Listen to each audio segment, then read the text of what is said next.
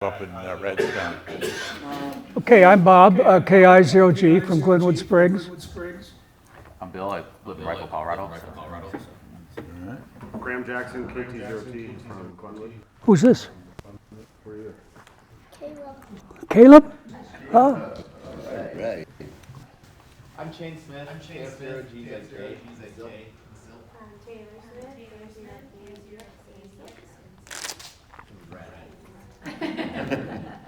Ken, N0BW from Mac, Colorado. Oh, yeah. Frank, N0AO from Vale. I'm Bob, N0KL, Grand Junction. Kelly, P0A, Glenwood. Sue, Glenwood Springs, and zero DBY. Christine, 0A. Trish, Glenwood Springs, and SUM. Gary, I'm Gary, and Q. Pam from Redstone, review to you. I'm James, Minnesota. I'm Bob, K9 Glenwood Springs. Eric, K0JG, Okay, now you wanted me to make an announcement of something, and I forgot what it is, Bob. I have a little intro here about. Oh, it was about testing. Okay, yeah. I think Barry Allen coming. Okay. So we have a, Texted me to say. Okay, good. Okay, so. all right. We need 3 V's for the FCC testing. We've got 3, so I gotta run we're into here at fine. 11, but I'll be around after that. Okay. Okay, and you had something else you wanted to talk about? The ham radio got a little news on the downing mysterious UFO object. So from AVA magazine is a weekly publication covers the entire world. So in era of benign impact of high altitude and other unidentified across over space is coming to an end. A suspicious arose that the U.S. Air Force shot down at least one harmless balloon. Okay, so I'll take a break there, and it was one of our ham radio balloons, FICO balloons that we fly around. How many missiles did it take to take it out? That it only took one to destroy an You want to hit it, object. but there was one that missed, right? That was the first one. Anyway, the FICO balloon known as K9YO, so that came out of the Midwest. Okay, was set to enter Alaskan airspace at nearly 40,000 feet on February 10th, with the forecast track that would carry it high over Canada's Yukon Territory the next day. The current status of K9YO-15, that's its ID for flying, and it was transmitting at the time, is impossible to determine. What they found out was that the stopping of the telemetry of GPS signals for its location terminated at the same time that they shot the missiles. The military, that's what. And the cost of the balloon versus the missile was? Yeah, probably under $50, and I don't know what the missile was cost. Anyway, acting on orders from Canadian Prime Minister Justin Trudeau, a U.S. Air Force Lockheed Martin F-22 shot down an unidentified object around 40,000 feet over the Yukon on February 11th. 4 days later, the owner, the Northern Illinois Bottle Cap Balloon Brigade, reported that K9YO-15 was missing in action, not having received a position update since February 10th. So, anyway, that was a little fun. That was interesting. That I think politics kind of entered into that. So what a FICO balloon is interesting. FICO balloons are typically weigh a half an ounce to 1 ounce in total. So they fall well below the 6-pound threshold for airspace restrictions set by the FAA for free floating objects. So, there you go. So it was legally where it should be. Yeah, there's a lot of them floating around. Yeah, I wonder how many were in the air at the same time, you know? What's amazing is that the radar could pick it up. Whatever. So anyway, that was, I thought. So if I want a cheap air show, I'll just tie my bow frame to a helium balloon from City Market? You do that, you know, half ounce to 6 ounces is, it's probably about right. Well, there's a lot of people, these balloons go up, I would say at least daily, probably from the high schools and middle schools that do this. They trap them around the earth. They'll go around the earth about 3 times. Yeah, that's what I heard. They, you know. That one was on its 7th order. Was it? Yeah. Yeah, so anyway, that's, I think politics was the only thing involved in that, but that's okay. Go ahead, Marty. I'm sitting here still thinking about it. Was it politics? It just seems like this. Not so much politics, it's the funny things that happen with government trying to make itself look like it knows what it's doing.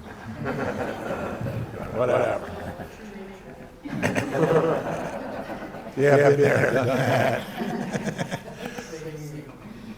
Okay, so we've got Bob. Bob. Right there. Yeah, Bob. You're ready to do your I'm ready. presentation? And do we have anything else that we want to present?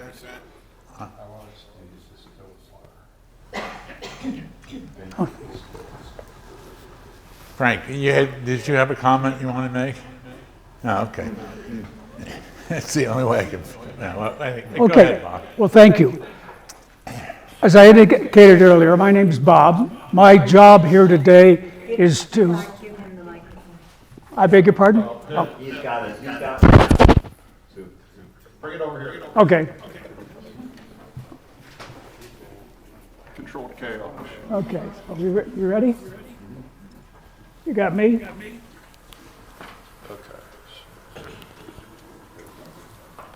Yep, you're good to go.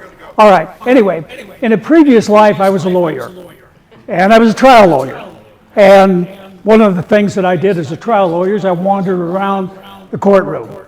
This was in the days when you could get up close and personal with the jury, you could look them in the eye. You couldn't blow cigar smoke in their face when I was there. I understand the old-time practitioners did.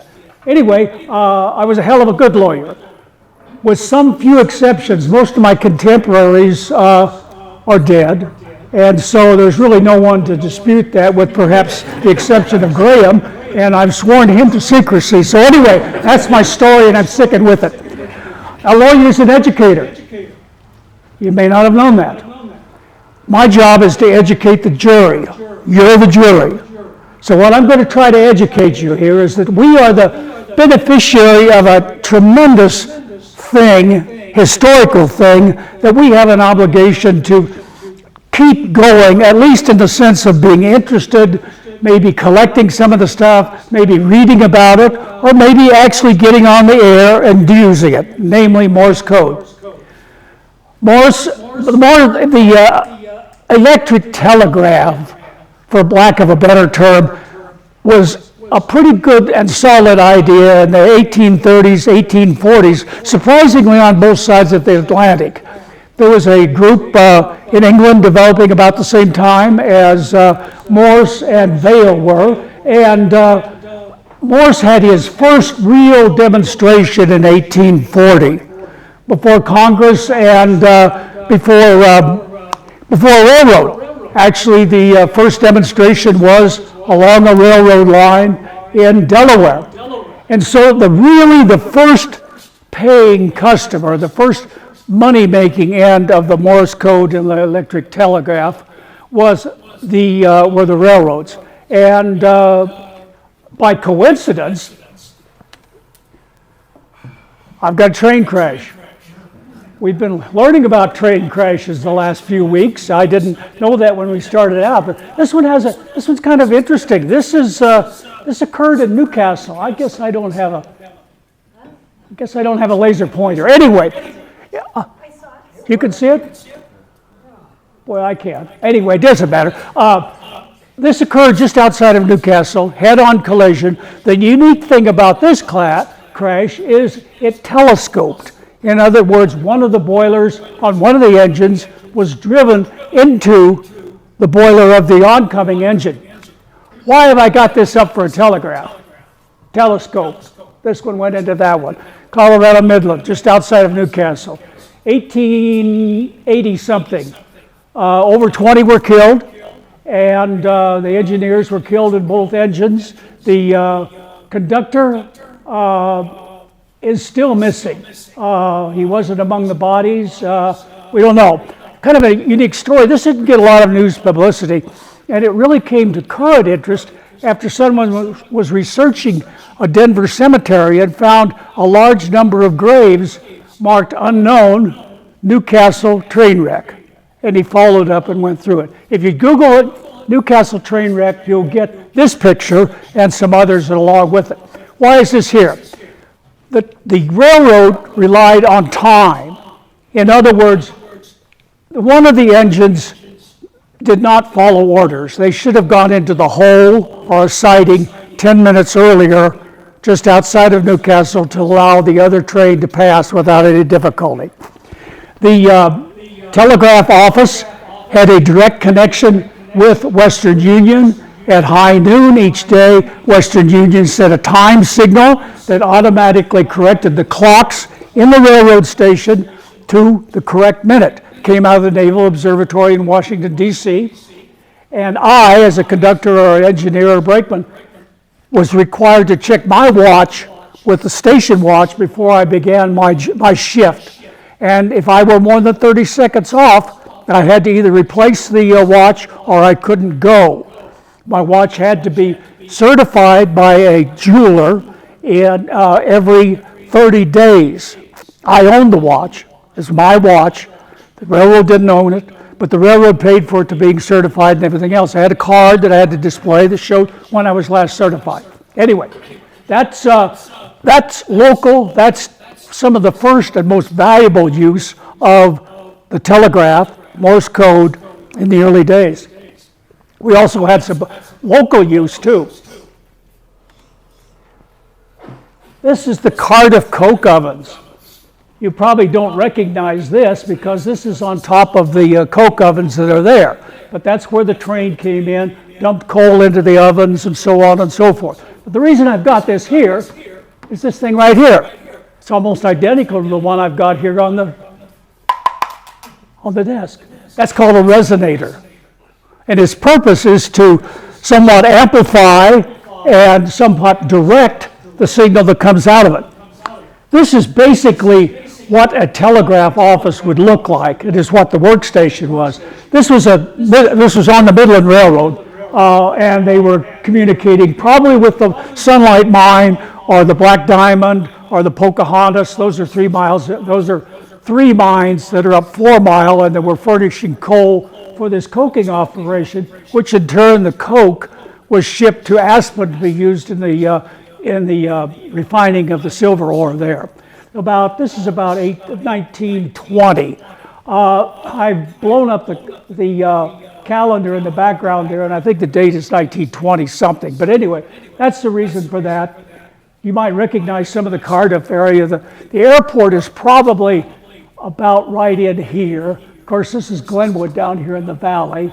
For Midland Avenue is coincidentally where the Midland Railroad was. Midland Avenue is down here where it intersects. This is the old Holy Ghost Fathers in here, which is a subdivision now. Anyway, that's the local turnoff.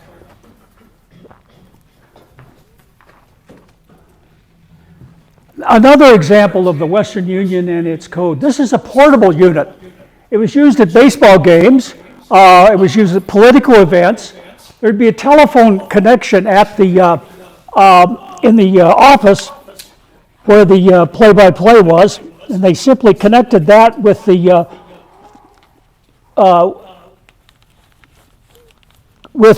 unit through some connections that are right there on the inside. You can't see them here, but they're right on that. This is a portable unit, and I have seen a code abbreviation sheet for baseball games. They would, they had code abbreviations for infield fly, over the fence. All these sort of things were generally 3-letter abbreviations. The telegrapher would send it, and whoever was actually doing the broadcast over the air had earphones which had a tiny sounder in it, like this here. And he could read the code, and he would take that 3-letter abbreviation and turn it into infield fly ball. Jones is on first, whatever else, and carry on a play-by-play like we were used to, but it was all connected with this. Same thing was true with the political events. This is the actual circuit that they've tied into various places. He just made a note, probably when he picked this up, they told him connect into this such and such line, which you'll find in the broadcast booth, and it's plugged into there. Telegraph is different from what we hear on the radio in the sense, in the case of the telegraph, we are listening to the silence. In other words,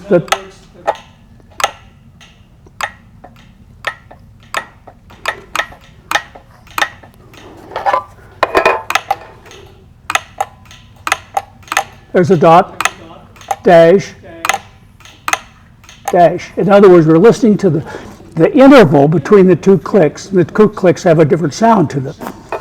This was a gimmick that I might have as a Western Union. The telegraphers in the railroad actually worked for Western Union. Western Union owned the wires, but the railroad company agreed to let them string the wires along the railroad right-of-way in exchange for having free use of the telegraph system. It was the arrangement that they had in the early days. I might have 3 or 4 of these things on my desk.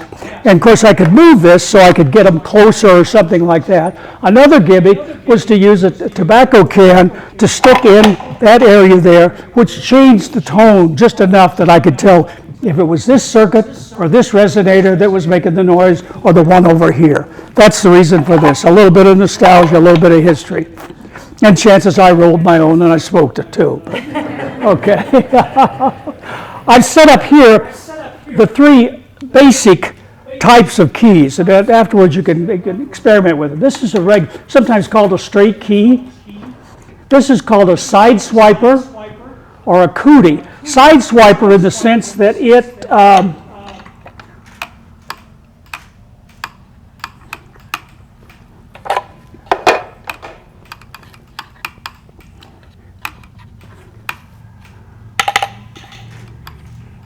let me see, I don't have, here we go.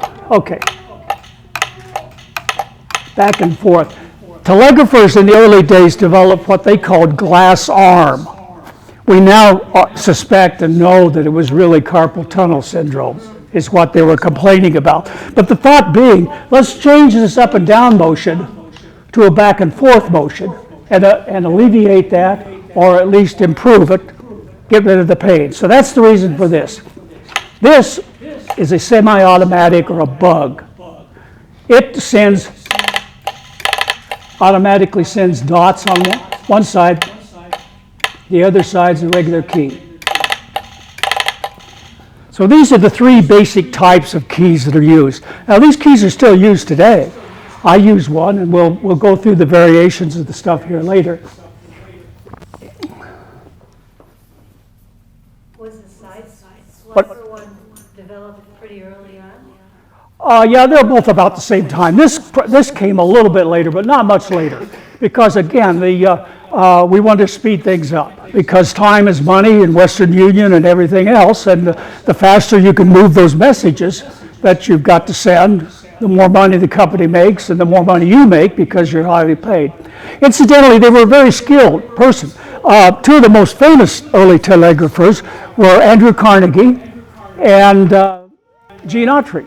They both were telegraphers, and of course went on to fame and fortune from then. But they were obviously intelligent people. They had to know how to spell. They had to be able to understand. They had to be able to read and write. And they also had apparently needed to shoot. Now this obviously is a, I've got to admire him. He's sending with his left hand, which was not unusual. We had telegraphers that could send simultaneously, ambidextrous. The other was both arms, both hands. But this is, again, it wasn't a dime novel. This was a 15-center. But anyway, the same genre, the same place. Maybe it was a recruiting poster. I don't know. They were fairly well paid they weren't paid as much as an engineer or a conductor, but they were paid about on the level of a brakeman. And of course, there were wire chiefs and that sort of thing who were in a place where you might have 4 different operators. There was a boss and that sort of thing. But anyway, that was it.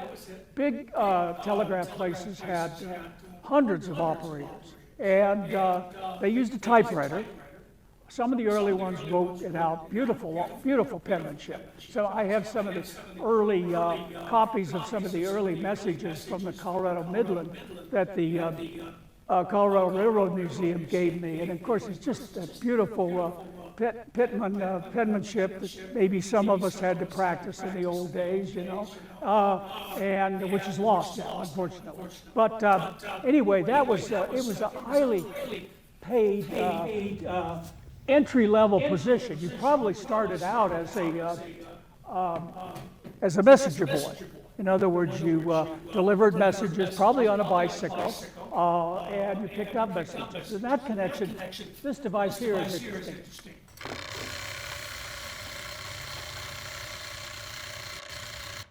This is called a call box. It's inside there are notched wheels, and it just got through sending either 2 or 3 numbers, again Morse code, to the central office of Western Union. They in turn told a messenger to come to my office, number 357, which is what that was set, to pick up a message. And so that's what he did. He hopped on his bicycle, he rode to me. I gave him the message that I had. This is pre-telephone, understand. And I gave him a copy of the message. He goes back to the office, gives it to the operator. It goes out where it ends up wherever I wanted to go. Yes, Christine.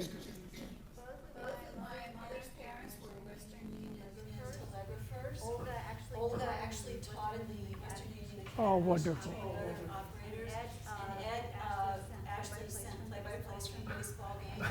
That was his favorite post. Well, there are numerous stories of romances that started and carried on by telegraph. They met at work. Because obviously, you know, it wasn't, I should have mentioned this earlier, it was one of the early employment opportunities for women, which was considerably well paid and probably better than the other areas. And of course, there were all kinds of eligible, swashbuckling young men that were available that she might come in contact with. Who knows? Anyway, let me pass this around. We're going to get to this sort of stuff in a minute. Okay, after the railroads, probably the next biggest customer were the ships, for the same reason. We all are familiar with Titanic. This is actually the only known photograph of the Titanic radio room that shows the operator, Benz, who went down with the ship. Anyway, this is the telegraph office. You can see some of the instruments lined up here. Now he's not using this type of. He's using the radio because the radio really didn't get developed until 1900s, and it didn't replace the code telegraph until probably World War II. The railroads were still using it. I worked briefly in Grand Junction at the depot as a call boy. I'll let that sink in for a moment. You can think about what it is. No, I wasn't. But my job was they have in the railroad and in a depot what's called an extra board up on the wall. And it's got Christine Burke, engineer, it's got Jerry Hittinger, conductor, all these names. And these are people that are in the close vicinity of the depot that are available to be called for a train crew. If the train comes in and it's short a person, or the person's been working long enough, they need to be replaced, whatever. My job, my boss, the telegrapher, the station operator, would say, go find Christine. Tell her to come in. Well, I knew Christine because I've been doing this for some time. Grand Junction at that time had 3 pool halls. Those were the first places I went to. Mosey's, the Mosslanders, the Owl, and the Senate. And I'm sure that Christine, like all the good railroad employees, was there and had a favorite, and I knew that. I also knew where most of the poker games were in town. And so I would start out on that. These guys, this is again pre-telephone, pre-pager, pre-cell phone, and everything else. You know, you're just in there. And so I'm on my bicycle, and I have pretty good luck because they knew me. And I was about 12 years old at the time, I guess.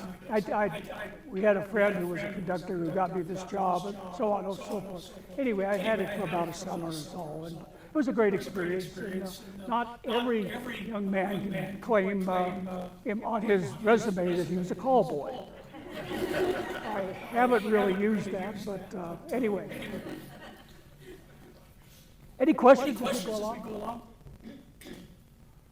After ships, of course, the military. This is a Civil War set up here. There are those that claim that Lincoln won the war as a result of keeping in constant contact with his generals in the field. Maybe true, maybe not. But we do know that they had a telegraph office in the White House. We do know that Lincoln spent a great deal of time there basically reading the mail and sending messages out to Grant and his other generals. So there may be some truth to that. Who knows? But there's no doubt. Again, this is wireline. They're stringing wire. They're tapping into the railroad system that is already in existence in the South and the North and everything. And again, Matthew Brady has documented a lot of the stations like this one. Coincidentally, Andrew Carnegie, remember we mentioned him earlier, he was named by the president, by Lincoln, to head up the communications department of the Union Army during the Civil War. And he actually did set it up, get it going, and supervise it and everything else like that. So, the military, again, is a big user of the, pass that around if you want to.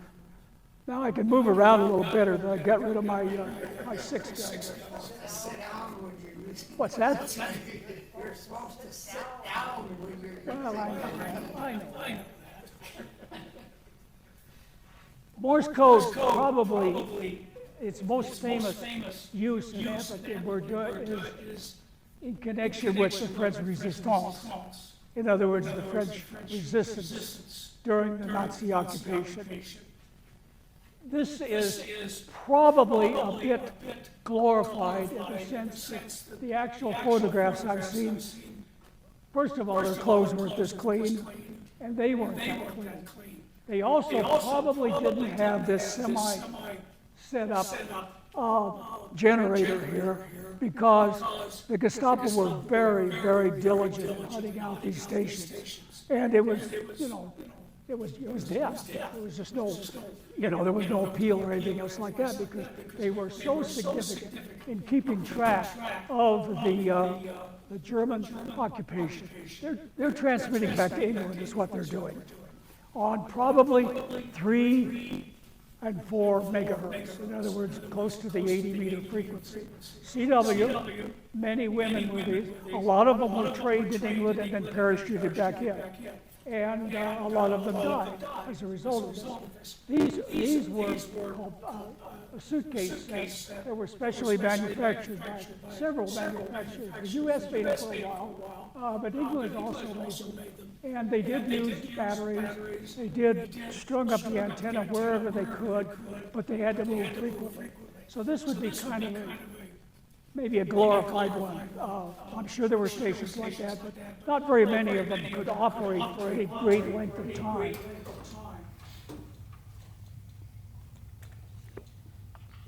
So the common thread through all this is what I tried to start out with is we have some contact with this form of language, for lack of a better term, that has this tremendous historical background. And it's still going on, it's still active, it's still in use.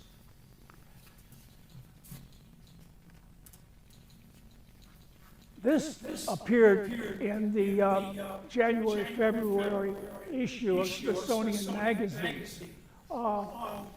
This is Steve Gotcha. He gained some fame by his goats. He had two, Peanut and I forget the other one's name.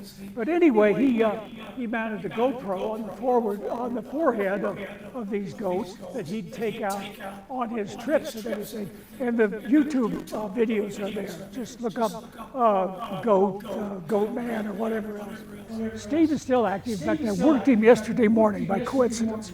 On a peak, Mount Herman, which is actually in his backyard down by Coral Springs. And excuse me, my voice was in better shape in my former life as a lawyer. Believe me, trust me, it was. Anyway, this is a current use now that is popular among mountaineers, hikers, that sort of thing. Extreme lightweight equipment. Steve posted a notification that I'm going to be on Mount Herman at such and such a time, at such and such a frequency, and invite me, a chaser at home, to contact him. Of course, being Americans, there are points involved, and we're points keepers. This is a British invented program.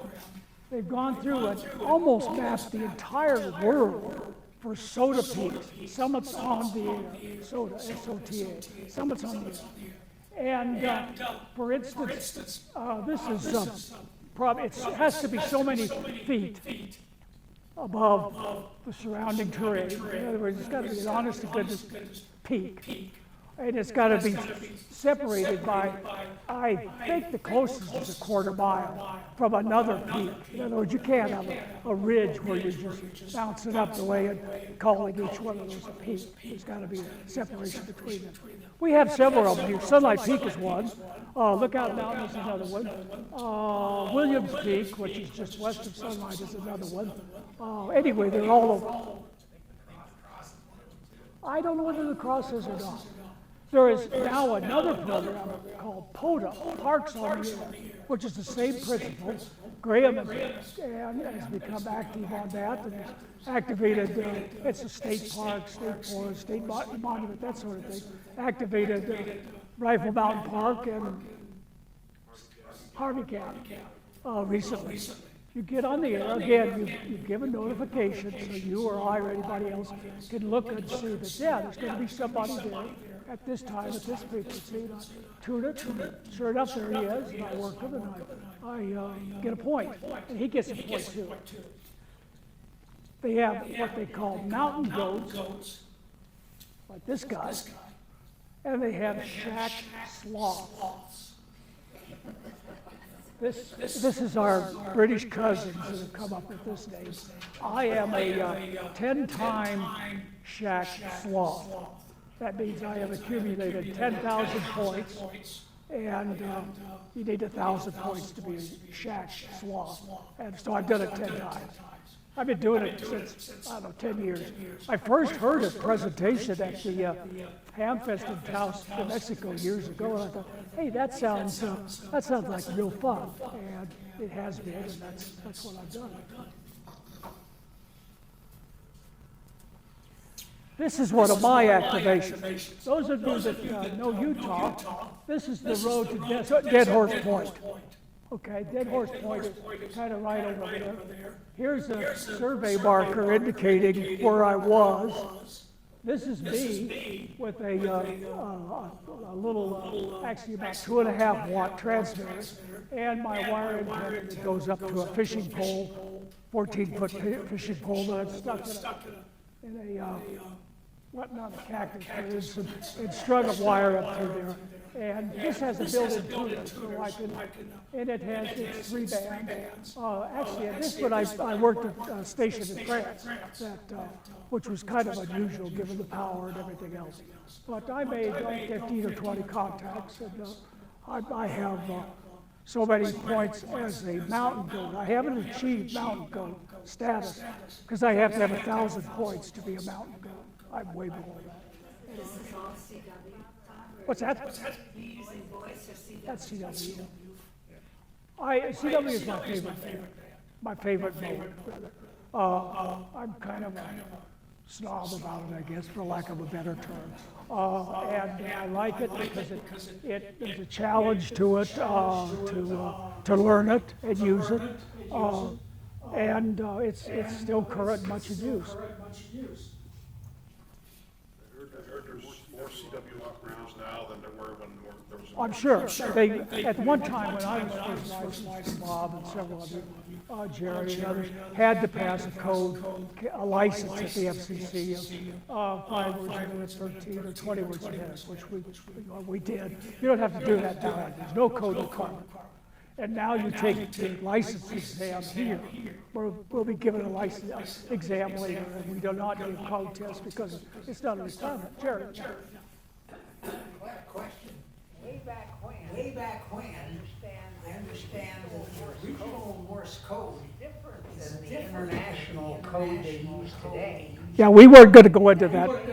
It still is. There's an international Morse code, which we know, and the American Morse code, or railroad. And the difference is 3 or 4 of the characters are different, but the American had another character, a space. In other words, a long space.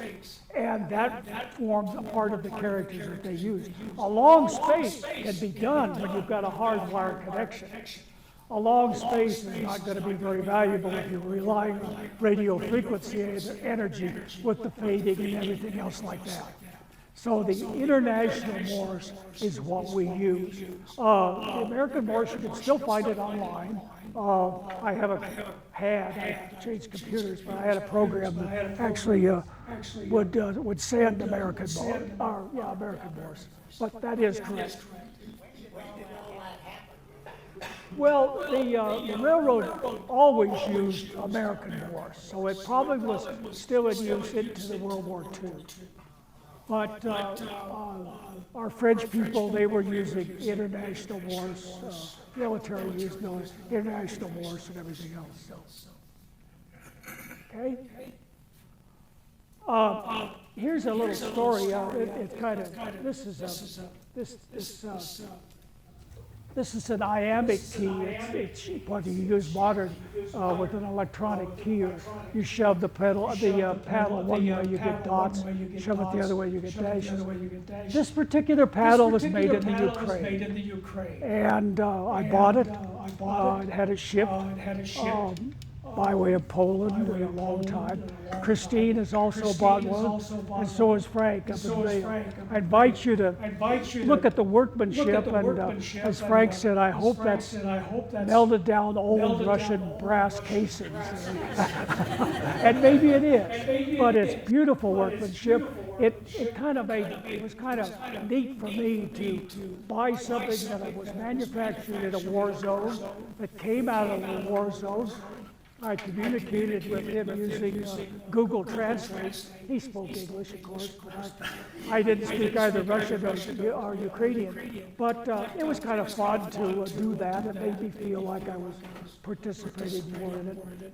This is probably some of the soda stuff, the modern stuff. Huge cottage industry, people making keys. This is a key, 3D printed. The guy made it. This is also a key that's called the piano key. And instead of moving something back, you've got 2 keys, and you key it like that. the jury's kind of out on this. I've used it.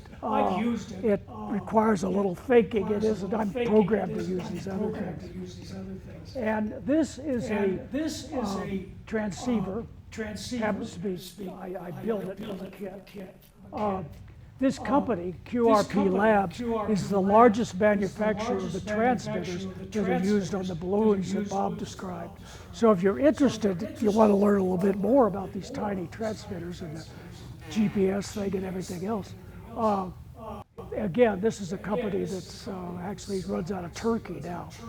But look up there and you can see the program that they have now, that they're loading in those transmitters, like Bob said, is on, and by using GPS, it automatically shuts down transmissions over North Korea and Iran, because they both have laws against transmitting over their airspace. So this balloon, this tiny balloon that they're talking about, is chugging along. It comes close to North Korea, it goes off.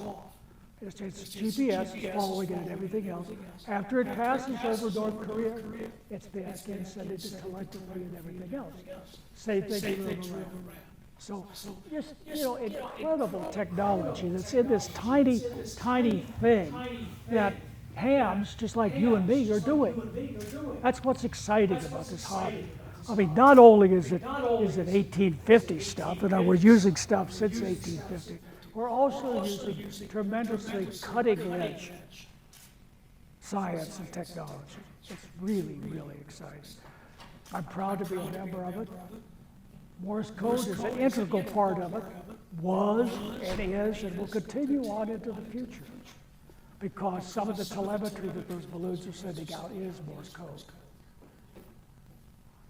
And the other advantage is that once you learn Morse code, there's absolutely no limit to where you can go.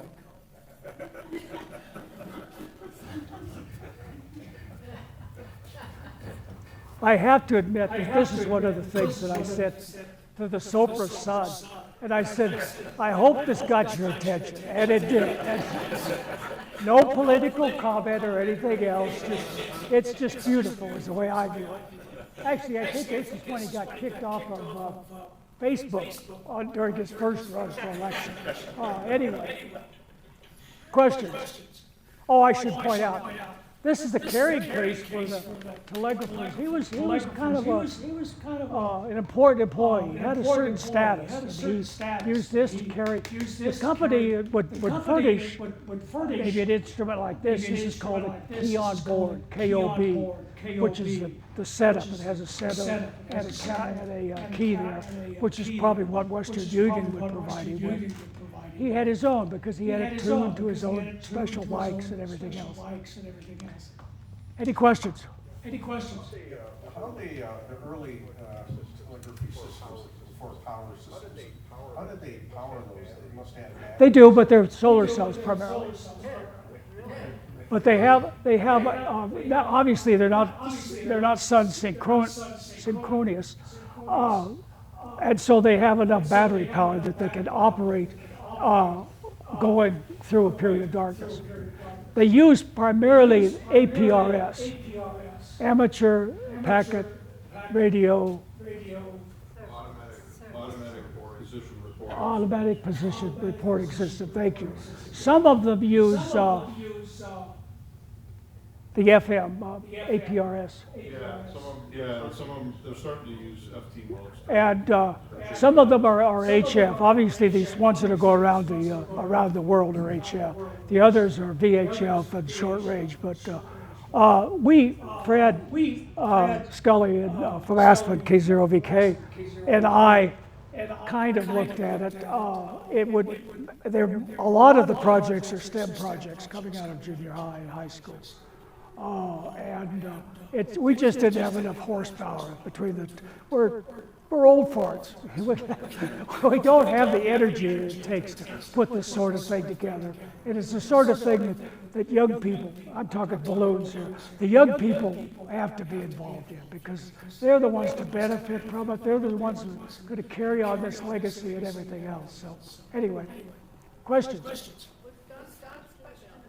yeah, actually, I was asking, thanks for that information, but I was asking about the early batteries, like, right when telegraph emerged. Oh, that, How did they these power are lead, Crowfoot had zinc, cast zinc, they were shaped like a crow's foot that were in the bottom jar, and you had to fill the acid in there every day to create the battery. Well, these stations were about 20 miles apart, and there was a battery at each one of those. I'm sorry, I didn't understand. Yeah. Could you now? Like for a telegraph in the early 1900s, like what was the ballpark cost to send a message? I don't know that. Gotcha. The one figure I saw, and I may be confusing it with the early airmail, but I'm thinking $10, which was a lot of money. Wasn't cheap. It was so much per word. There's this huge, like the old time telephone book, which is nothing but a business abbreviation book.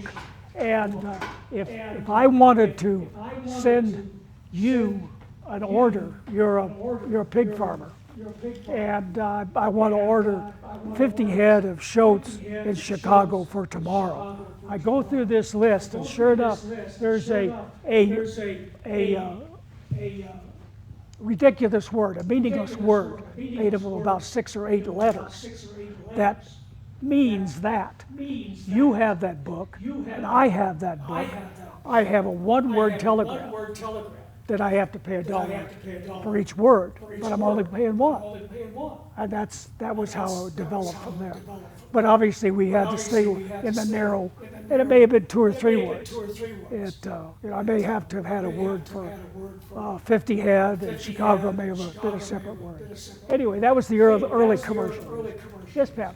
I had run across that information doing research for my book because reading about the mine scandal back in 2018, and they had that code established so communication Sure. more cheaply Sure. and get their nefarious dealings done. I think I probably have one, but quite frankly, I was shocked when I started digging this stuff. It's been a long time since I've done this. When I started digging this out and stuff, and realized how much stuff I've got, and I just kind of gave up after a while. This Victorian Internet book was on the New York Times bestseller list here not too many years ago. It's kind of good reading. So one of the cool things about telegraphy was it was a real driver for innovation. There was a guy named Bell who was trying to develop a cording telegraph that would have different vibrating reeds, so you could send multiplex messages over one line, and he ended up making the telephone. And then there was another guy called what was his name? Bale? The guy who made the light bulb.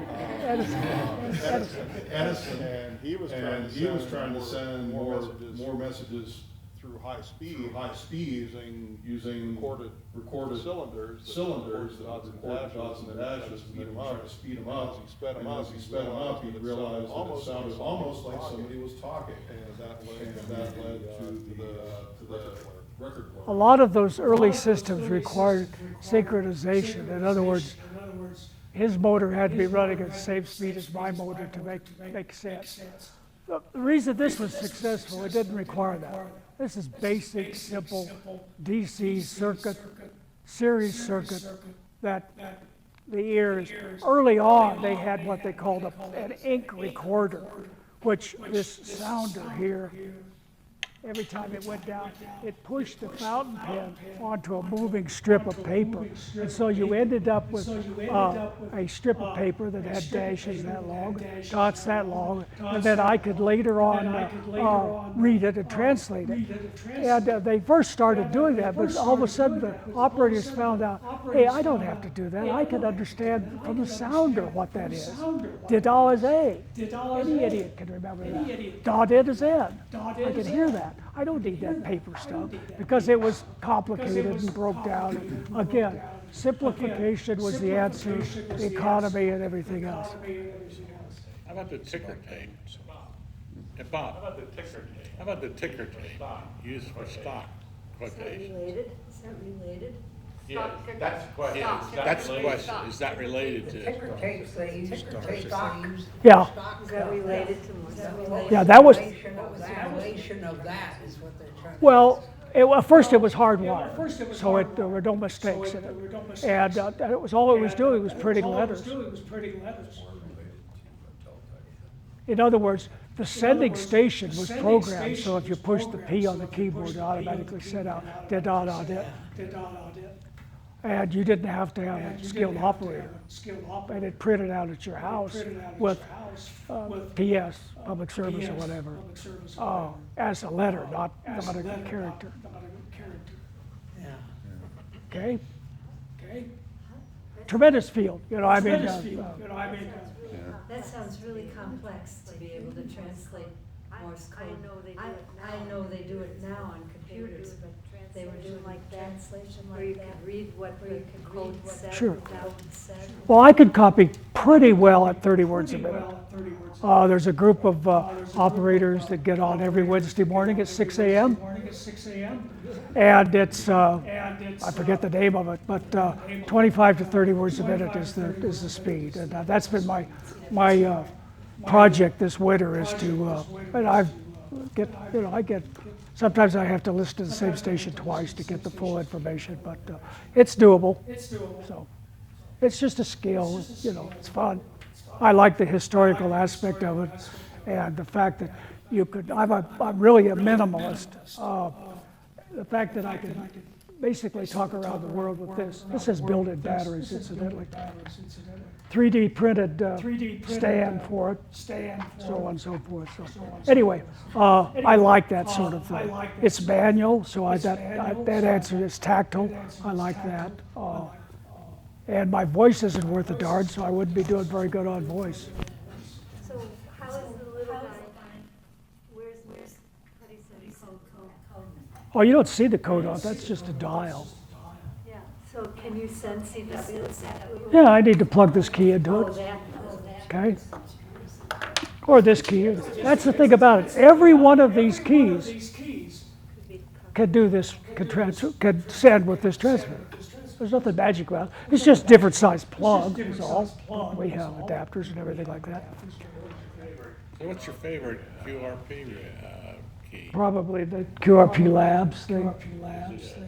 Is it a manual, just straight key? No, it has a built-in keyer. What? Has a built-in keyer. It's an iambic key? It's an iambic? Yeah, iambic. Or is it- But I could, That's something you have. and I could switch it over to manual too. The things that I sent around, I didn't say anything about those. Those are World War II era operator keys. There's some. This one is a spark-proof key. In other words, everything's sealed in here. So it was used in an explosive environment. Probably clearly on shipboard. All shipboard keys during that area were spark-proof. All Navy keys were spark-proof. This may have been used in an aircraft. I've done some research on it. I found some advancements. The other one, the leg clip one, was issued as part of a Marine Corps field radio station. In other words, it was in a truck, and it was there. So I don't know. It may have been used in the military and everything else. If you've just got to have a souvenir, make me an offer on either one of these. Yeah, Cliff. I just thought I'd relate a little story. When I was a kid, my dad was trying to get me involved in, he was a ham in the 20s, we put it that way. And he was trying, in the 50s, trying to get me interested in ham radio. And he took me to an amateur station in Arden, Delaware, which is right next door to where we were living. And there was a guy that was big in Morse code, and we as kids really wanted to do voice, so I might be dealing as far as Morse code. But this guy was so good, he used to pass traffic. He was a routine Morse operator, and the coolest thing about his station was he had it all set up, you know, and he's sitting there monitoring WWV on some old kid thing that he did that time, and he had his key right there. But on the key, it looked like he'd been using that key so much that it's worn the surface. And there were little pockets where his finger is. And he just sat there and for the whole 2 hours while he was showing us how to use this thing. Because this guy used it often enough to wear holes in his key. Later on, it occurred to me, I don't know, somewhere about the time I was getting my accident, that Blues Bears probably done with sandpaper or something, just to give them a better feel. The POTA, the Parks in the Air, has really done wonders for getting young people into Morse code. Because a lot of young people, you know, they don't have like a mansion on 5 acres and 2 towers and stuff like that. They have small portable stations that they maybe can't even use at home. They kind of have to go out to a state park or something when they want to operate. And POTA is exciting because it moves fast and you can make a lot of contact. And that is really inspiring a lot of young people to learn code. And that's something we should talk about as a club sometimes.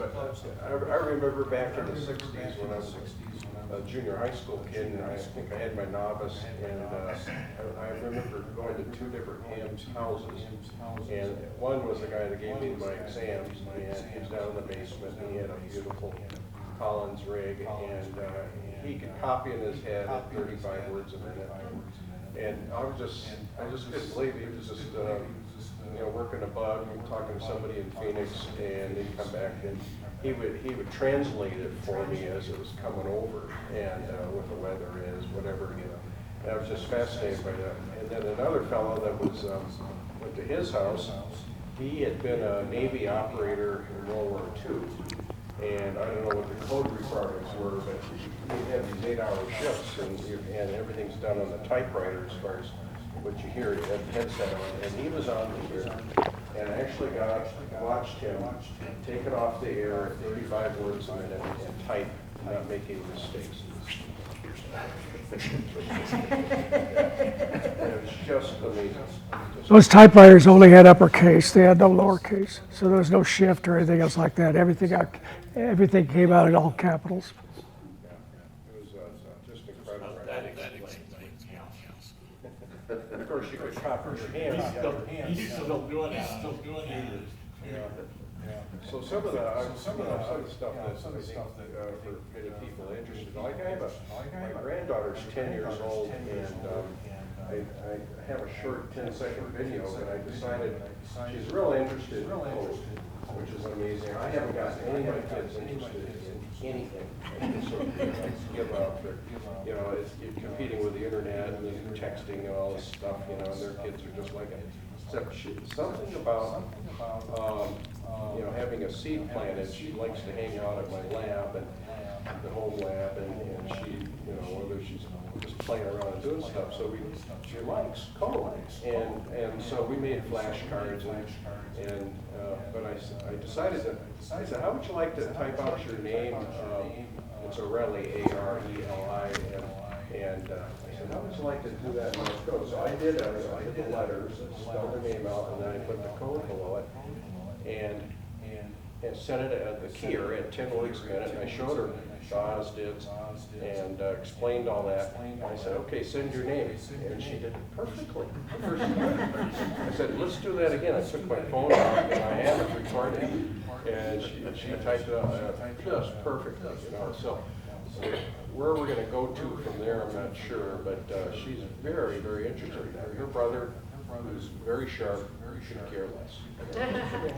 What's the big deal? But I think your idea of you know, we have to get kids involved. You look at the latest QST, they're, you know, what are we going to do to pass this on? You know, regardless of I think the balloon thing is fascinating and everything else. There's so many aspects of the hobby, and you know, how do we get people so they're interested? Because they have all this instant communications, and they have all these things, games that are fast, their iPads and everything else. but I think that the angle about going out to parks and, you know, camping and doing things, you know, but, so that'd be a real active point there. And with Grant, when we're finished, when Grant's back, maybe you can explain a little bit too, unless you have some more about his activations, what he's doing, and he's got his son. Yeah. You may have missed the introduction, but you have 15 minutes to explain POTA. It's similar to the Summits on the Air program, but for those of us who are too lazy to go hike up on mountains.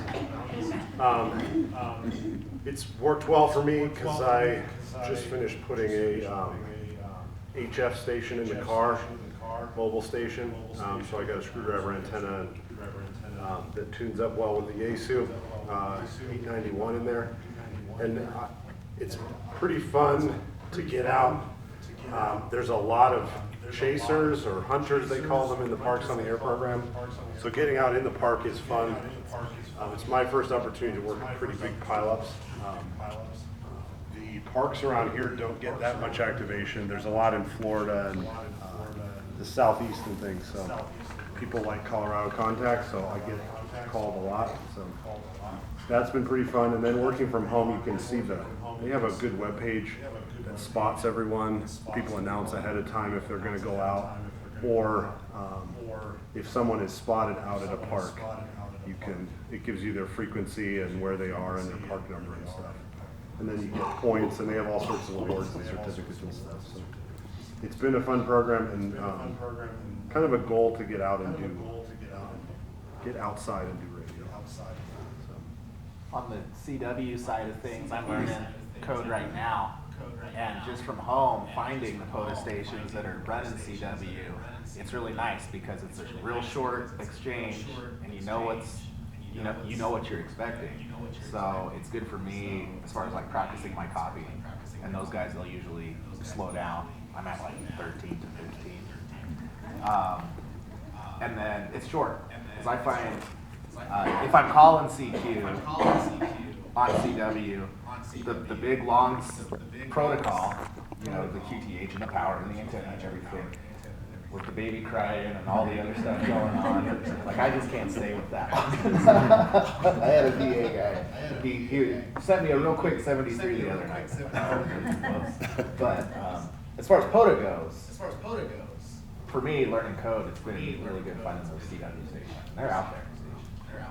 Are you Baird? Yeah, I'm Baird. You want to take your test? Yeah, but I also wanted to say, some 8th grade science teacher, we've made like 15 contacts from my classroom at Glenwood Middle School.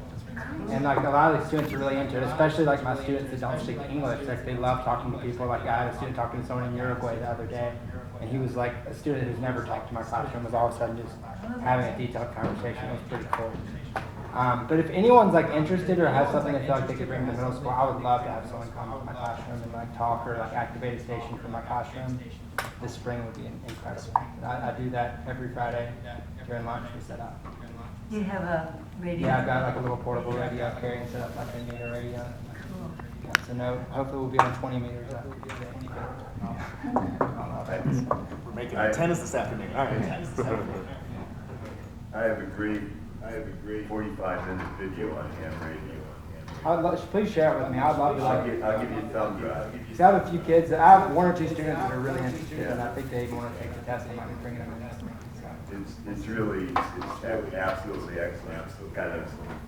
It's probably 6-7 years old, but it covers everything out here. Clark, I have nothing further. Oh, good, yeah. Let's take a test. You said you were done? I'm done. You were done? Unless there's questions.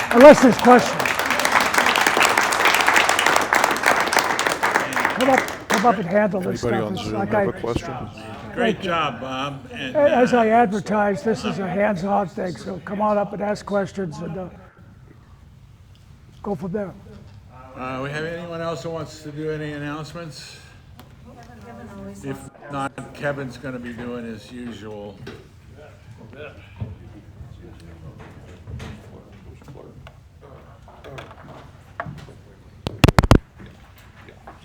This is for me. Yeah, if you have any more things to say. I hope not. Anybody has any announcements? Okay. Is it activated, Randy? I don't need to. Yeah, you can just talk. Yeah, you can just talk. You can wait for